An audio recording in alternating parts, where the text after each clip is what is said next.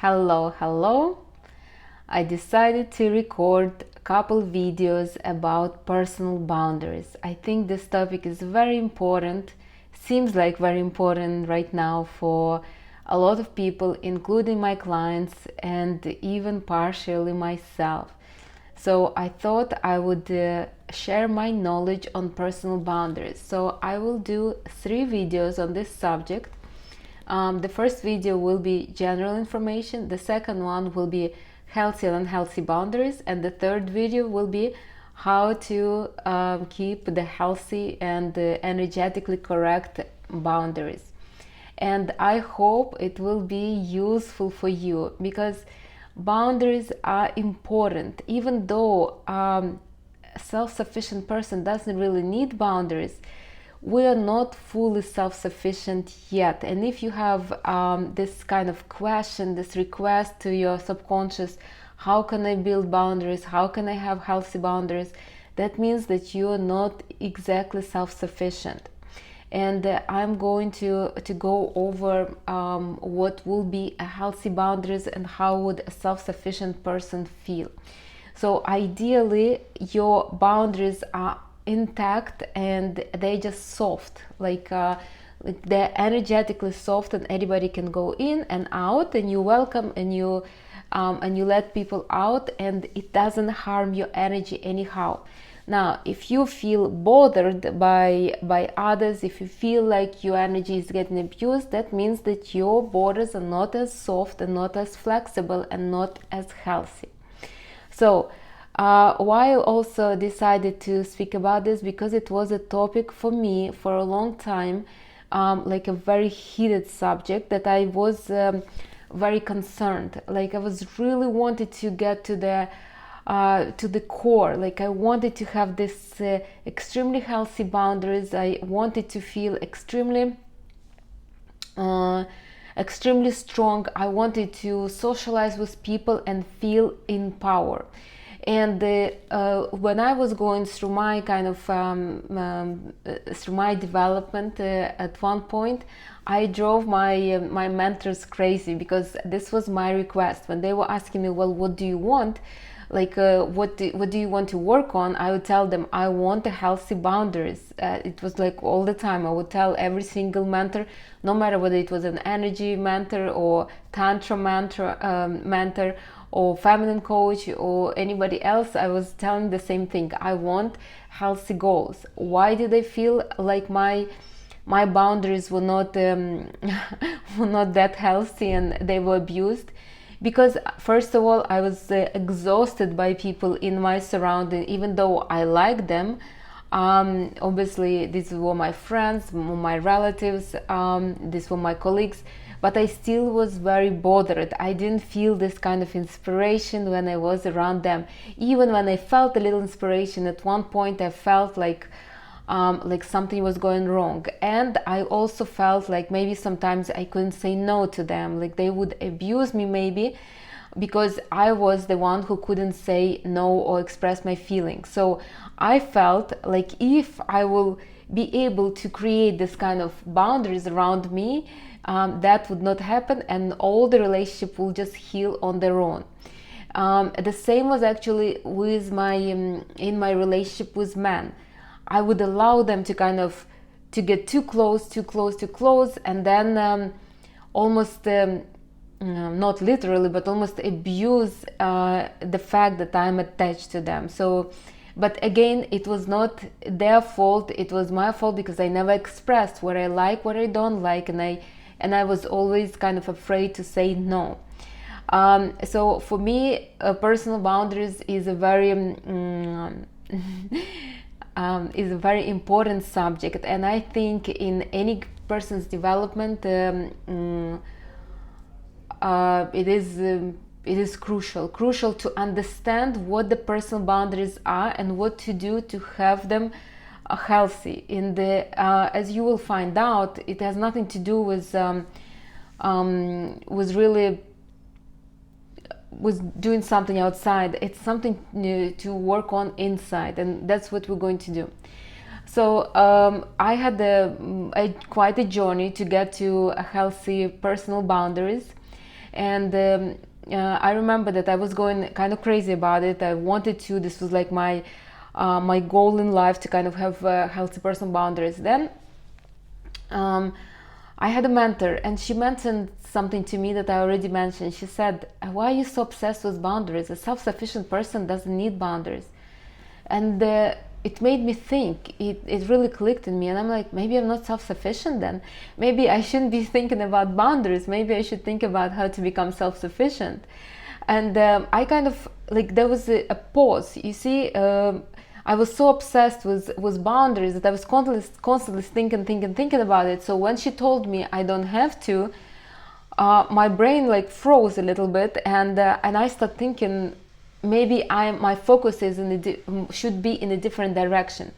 So couple months after, I started working with energy. I started being really interested in energy, how energy works, how it moves. I already told the story, and just as a quick reminder, I had somebody who did energy alignment for me, something that I do for my clients every month now. And I really felt very strong. And in those months, so she did it for me for 3 months straight.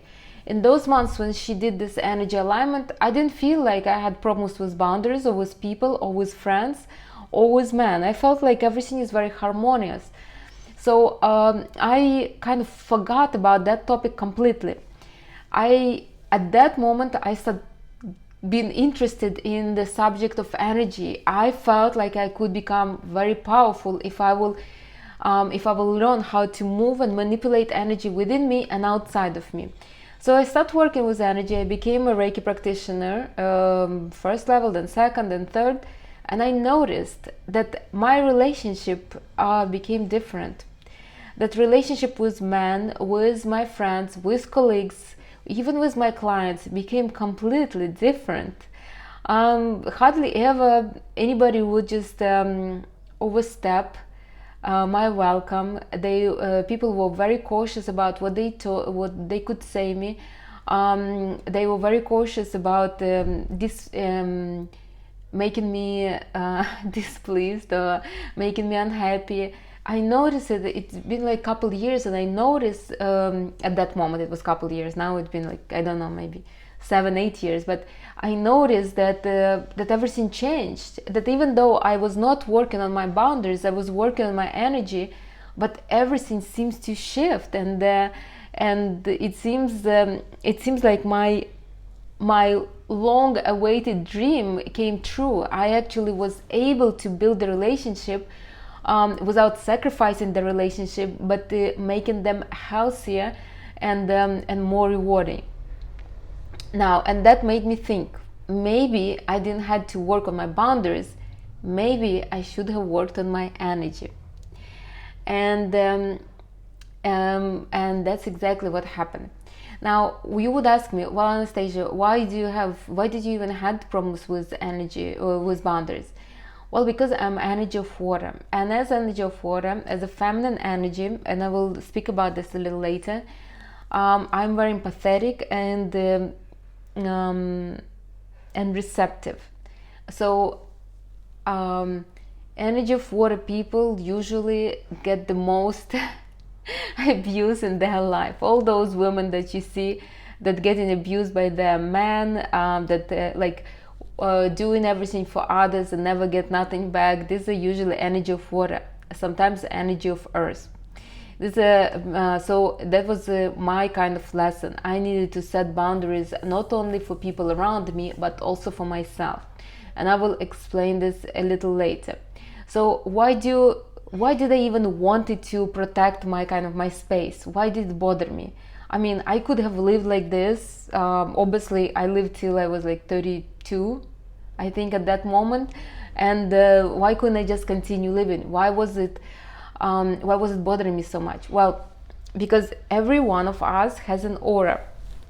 Some people have a small aura, some people have a bigger aura, some people have aura like 6 meters wide. Depending on the strength of energy when you were born, and depending also on your family, on your parents, depend on a lot of things. So I'm not going to go deep inside, but everybody has this aura. Now, the aura consists of energy fields. So we're like an onion. We have layers of energy fields, and these energy fields create our personal energy space, our aura. And unconsciously, we will always want to protect this place, this space, the aura. Why? Because this way our unconscious knows that we will live. If somebody will be too close in my space and I feel threatened, it's a threat to my life, and the unconscious will put that something out of my life. Now, on the other hand, if I have, let's say, my man, and he's close to me and he's hugging me, I don't feel threatened. So the subconscious will not push that person outside unless I will start getting bothered. So our unconscious is basically protecting us from anything that can harm us.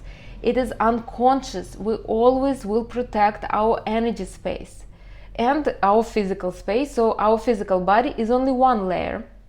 Our physical body corresponds with our first chakra. Now, second chakra has a layer 2, and then the third chakra has a layer, the fourth chakra, and like this. So we're protecting this energy space, and the physical body is part of that energy space. We will always do that. It has nothing to do with people that are surround us, with circumstances. We will do this automatically and unconsciously. So if somebody is invading our space, or taking our energy, or not contributing to our energy, or doing something not good to our energy, influencing our energy somehow, we will want to push that person away. And that's where the story with the boundaries come. So basically, unconsciously, we know that something is wrong, but we just don't know what to do. So what we usually do, we just try to stay away from those people, the people that influence our energy somehow. We either try to push away from them, try to avoid them, but then we kind of start missing them because we're social beings and we need other people to develop. And at one point we start thinking, well, with the person I'm kind of I feel kind of strange, and without the person I feel also very strange. So what am I to do? And that's where and that's when we start thinking how to have healthy boundaries, how to enjoy the time with that person, but make sure that that person doesn't threaten our energy and aura. And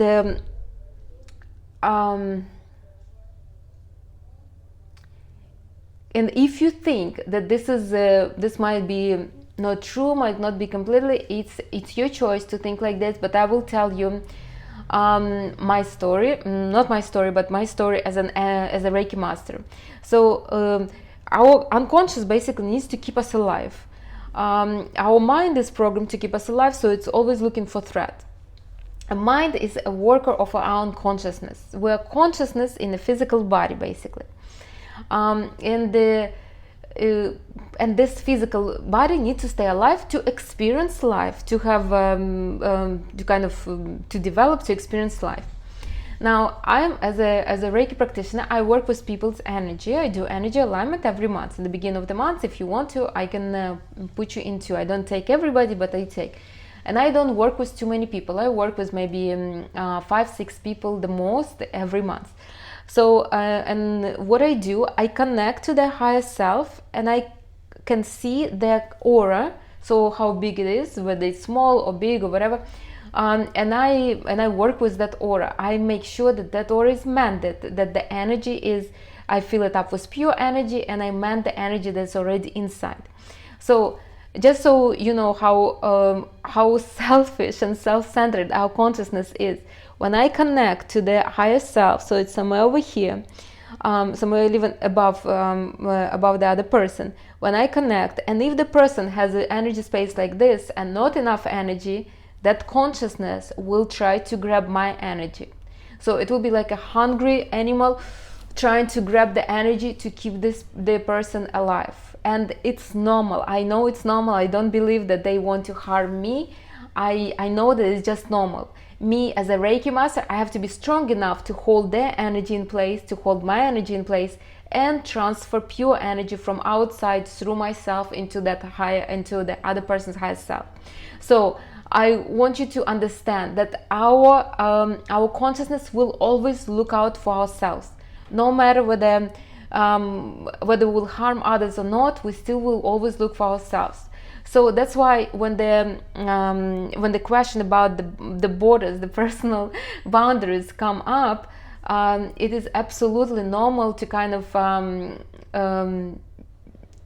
absolutely normal that our consciousness even have this like this idea and this subject to fix this, like it does want to fix it, because the consciousness will always look out for you. For your consciousness will look for you. My consciousness will look for me, obviously. And depending on your energy, your consciousness can be more aggressive if you are masculine, or more passive if you are feminine, and I will get to that.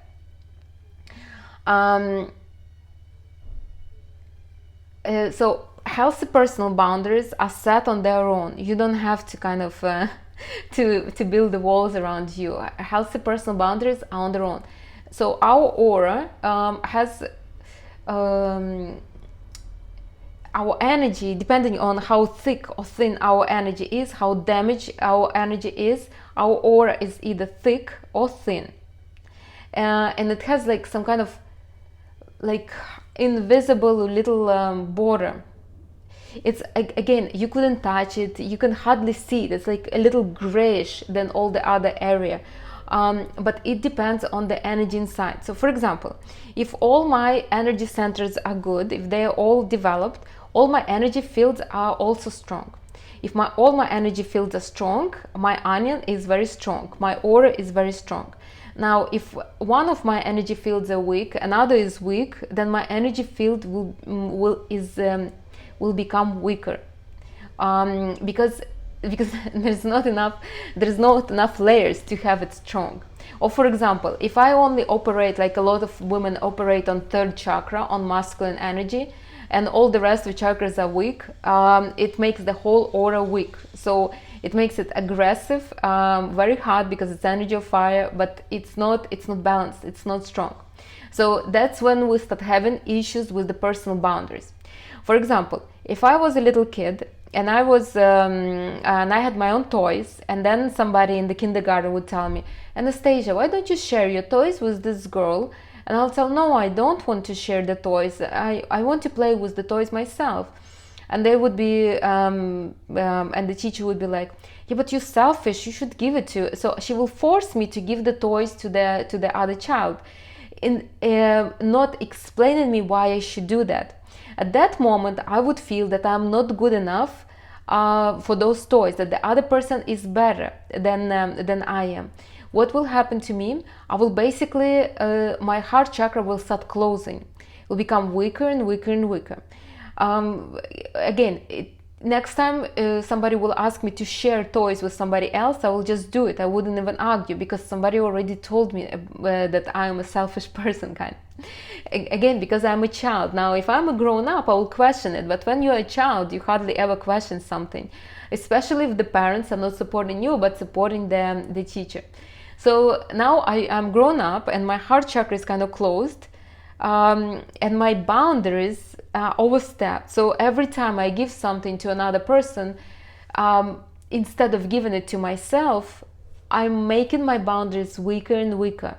And the other people can now step into those boundaries without knowingly, without hurting and damaging my energy, without even knowing that. So that's how it's happened. But if you grew up in a healthy environment, nobody is telling you that you're selfish, bad, or whatever, stuff like that. Nobody forbids you to enjoy yourself, to have pleasure, to explore the world, to kind of express yourself. Then your boundaries will be healthy. They will be healthy. You will grow up as a person with healthy boundaries. And I met those people. I know those people. One of them was my mentor. She was just amazing. I mean, she welcomes everybody in. She's not afraid to express. She's not waiting for somebody to harm her. She just believes that everybody is just so perfect because she is perfect. And if somebody is not perfect, she easy and calmly will put them back into their place.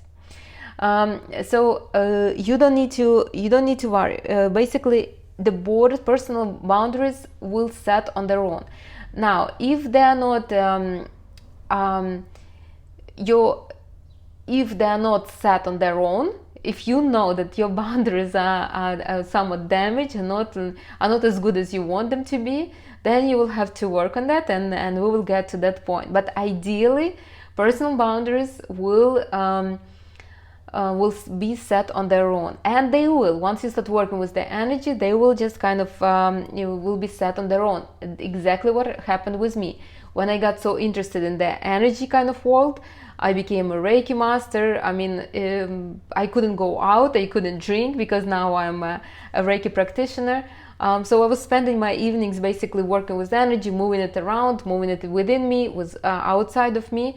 And my personal boundaries became stronger without me even doing anything, only because I was working on my energy. Now, I understand you are not energy practitioners, you're probably not even Reiki practitioners, so you're not going to do what I did, and I absolutely understand. This is normal. I don't expect it from my clients either. So what you would need to do, you would need to do particular steps, and I will get to them. But remember, once you start working on your energy, your boundaries will become stronger automatically. So I just want you to keep that in mind. So if you have time, if you're interested, do start working on your energy. Work with it at least once in a while. Now, how can you check whether somebody has a strong boundaries or not, strong aura or not? Well, it's easy. I mean, there are people probably in your life to whom you can say whatever you want. You can step all over them and they wouldn't even say anything. And then there are people that you will be very careful. You will choose your words very carefully. You will choose your actions very carefully. That just means that that person has a stronger and or maybe wider, usually stronger energy fields than you do, a stronger aura. And that's how it is. There are people that I will be very cautious talking to because I know their aura is stronger, and they don't have to tell me that. I already know. If I feel like I need to tiptoe around them, I know that their energy is stronger. Lucky for me, I can adjust mine very fast. So I have really no problem talking to anybody, thankfully. But I remember that time when I had clients that I was intimidated by in my financial career because they had such a stronger aura, and they didn't have to tell nothing. They were very pleasant, very nice, but I knew that I have to choose my words carefully because their boundaries are that strong. On the other hand, I also know people with whom I can say whatever I want. And well, I don't, honestly, I don't do that, but there are probably people in your life that you can say anything and you won't even get any kind of punishment. And that's basically, you can also check your aura like this. Would people be careful talking to you, or will they just step all over you? I mean, like you can answer it yourself. I mean, I'm sure it is easy. Now, a person who is self-sufficient, meaning that this person is focused on herself or on himself at all times, that is dependent on herself, on himself, whether it's security, whether it's pleasure or anything, that person usually focuses all the energy inside the aura. So what makes our aura weak is when we focus too much energy outside our aura. For example, when I gave that toy to the other child, my part of my energy went there, and that's what happened. That's what made me weak. Now, if I would tell myself, oh my god, I don't even want to play with the toy no more, a boring toy, then my energy would stay within me. So if you will be able to keep your energy within your aura and focused all the time on yourself, your energy will be very, very strong. But we live in a society, and obviously That's what happens. We could not always focus on ourselves. Whether you want it or not, you start watching some kind of movie, you start watching TikTok, and that's it. Your energy is already all over the place and not where it should be. And as I already said, a person was developed all 7 chakras, so all 7 energy fields. There is more of them, but the main ones. If you have all 7 developed, so all 7 of your energy fields are developed, you will have strong boundaries without even noticing it.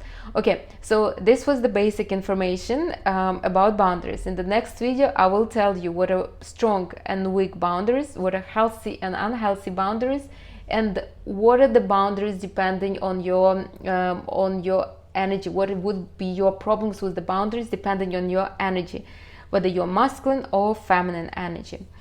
I will meet you in the next video, Personal Boundaries Part 2. Now, the part 1, Part 2 and Part 3, when they will come out, I will also attach them, I will put the link under this video, and the same I will do for the other 2 parts, so you can watch them all together. Alright, I'll see you in the next video.